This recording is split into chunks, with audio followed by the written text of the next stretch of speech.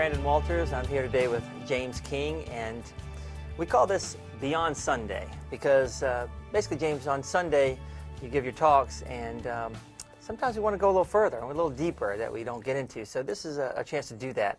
Sure. And this past Sunday, you were talking about how we kind of turn love into a commodity, or we can turn love into a commodity, Right. something to be given or trying to earn, or things like that, Right. rather rather than knowing that we are love, or that's who we are, or what we are. Right. Can you expound on that a little bit for us? Well, sure. You know, in the world, we're taught that that love is to be exchanged. Love is to be, it is something that is not part of what we are, part of who we are. And so therefore, we have to kind of buy and sell it. You know, we trade it, and we end up getting into manipulation and control and all of these kinds of things, instead of, like you said, realizing that we are love. We are divine love. And so when you are in love, you are in the Spirit. And when you are in the Spirit with someone, it's like when you first fall in love with somebody and you feel like you have to be with them all the time. And you're in that energy field of the spiritual energy of love. And so it's like you can read the other person's mind, you can feel what they feel, you want to be with them all the time because you're in their field of energy. And that field of energy is an attraction field. It is a field that is very positive and very powerful. And so what happens, though, is after a while people lose that sensitivity, they lose that connection, and then they get involved in other things. They get back in their head instead of their heart. How do they lose that connection? I mean, what occurs to make that happen? Well, what we don't know is that love is, we can create it from our own being anytime we want to. We can extend it to anyone that we want because it's already part of who we are, and it comes forth from us. And so just simply by being with someone and extending that energy field out to them, and they begin to feel it, then that stirs the energy field in them, and they, if they're open, they can choose to reflect it back and get in the Spirit with you if they want to. But that's what happens, is we stop wanting to be in love with someone. Well, that's interesting, because if we're in that spirit, it's confusing, because if we're in that spirit, how, it feels so good and everything's Right. great and hunky dory. Right. How does that disconnection happen? Well, it happens because we begin to focus on other things. We stop being in the Spirit with the other person. We just simply choose not to be in the Spirit with them. And most of the time it's because we get caught up in life. We get caught up in the things we have to do, and our work and our children and all of the things, that we get involved with in the world. And so we just simply disconnect. And so little by little, we stop allowing ourselves to be in that state of union, in that state of oneness, that spiritual energy with the other person. And so what we have to do is we have to change to making a decision to be with the person and to be in that energy field with them. It almost sounds like when I'm in love, I'm so interested in them. And a lot of my focus is them. Sure. That's a lot of my thoughts. And, Sure. And then as life goes on, or I've been with them a while. Right. As life goes on, I get interested and absorbed by other things. And would you say that's how it happens? That's kind of how it starts? Because what happens is we shift from the heart energy into the ego mind. In the ego mind, it loses interest very quickly. And so when we shift from the heart to the head, then we are no longer communicating at that deeper level. And so therefore, we begin to lose that connectivity. And so, but it can be regained very easily. And you can love anybody that you want to love. And it's like Mother Teresa. Some are harder than others, though. Yeah, well, Let's be honest. You got me there. But, Mother Teresa was able to love people who were very poverty-stricken, and had nothing at all going for them, but she was able to love them by choice. And so she extended that divine energy that was in her to those people, and she made a powerful impact and made a great difference for them. And I believe that any one of us can do that. That we can, by choice, we can learn to be in the energy field with other people, and we make that connection with them. But you have to have two people that are open. You have to have two people that are choosing to do that. And it's real easy to do when we don't really know each other and we're finding out about each other. We're exploring. And in that exploration, we discover things that we like and maybe we don't like. Well, what if one person's not there? You could still, based on what you're saying, you could still love them and almost create that energy field that they get wrapped up in. Absolutely, because they begin to sense it. And so what happens is people enter into kind of like a spiritual sleep after a while, a slumber of the spirit, and they kind of lose that connectivity. So by giving them, extending to them that love, that's really the only way you can awaken somebody's spirit that's gone to sleep. So how do you get from your head to your heart? Well, it's a long trip. You know, it takes a long time to get from here to here. And really, don't say that, please. It's just a shift. You know, it's just a shift of perception.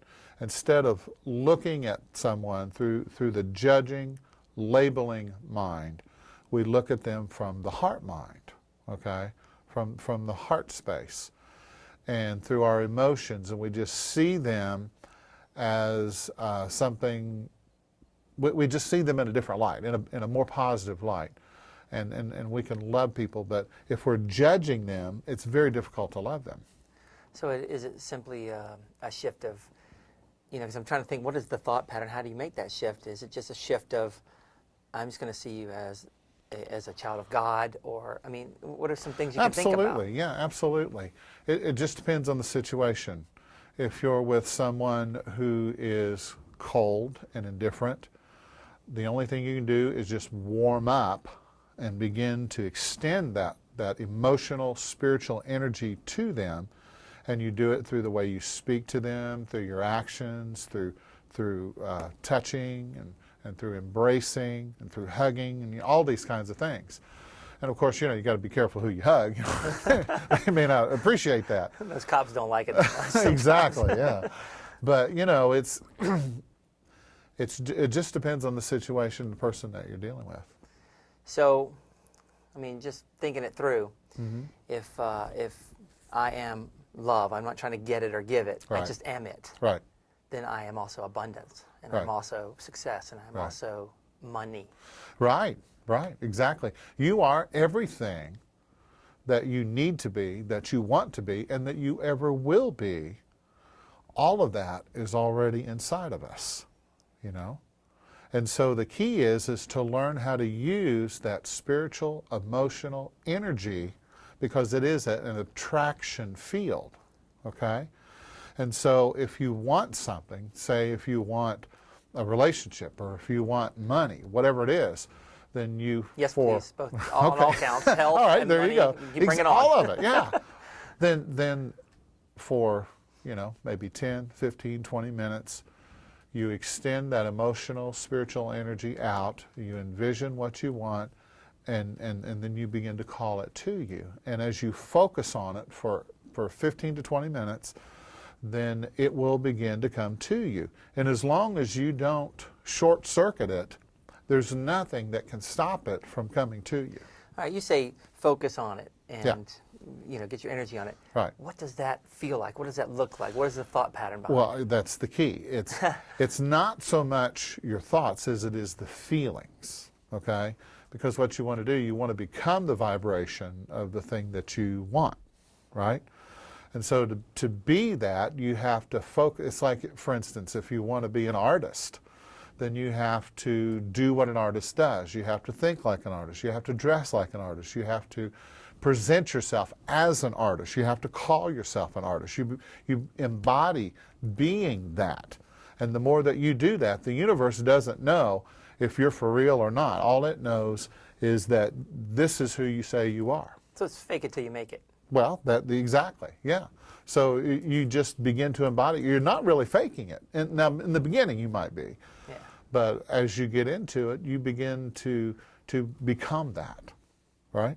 Mm-hmm. But it's the energy, you know. It's not just the thought. It's the energy that you have to connect with. But that is the $1 million question: is how how do I feel it when I'm looking at something so totally opposite, Right. in my life? Right. That's the $1 million question. Yeah. Come on, give me your take on that. You're the $1 million man. Well, you know, what I have discovered in my own life is that when I put something out there, a desire, something that I want, if I can just go to a state of neutrality and just let the circumstances and let everything come to me as it needs to, it will come to me. And the way it comes to a person is the shortest direct route from there to here, okay? And so what it is we have to begin to pay attention, because there's also synchronicity, Right. okay? So when opportunities come, somebody calls you on the phone and say, hey, you know, I need to see you, I need to talk to you. It may not have anything to do with what it is that you put your focus on, that you've desired, that you prayed for, that you've wanted. But you take that call and you follow it through, and then that begins to lead you toward what it is that you're supposed to, that you want. And I've heard it put like this, and what your take on this is that the more you chase after it, the farther it runs away from you. Absolutely. But if you can create the conditions to allow it to come to you, Right. it comes fast. Yeah, I think that's true. It's playing hard to get. Yeah. You know? Yeah. It's like, you know, the little secret is with couples is when you play hard to get, it causes the other one to try harder, you know, and to come towards you.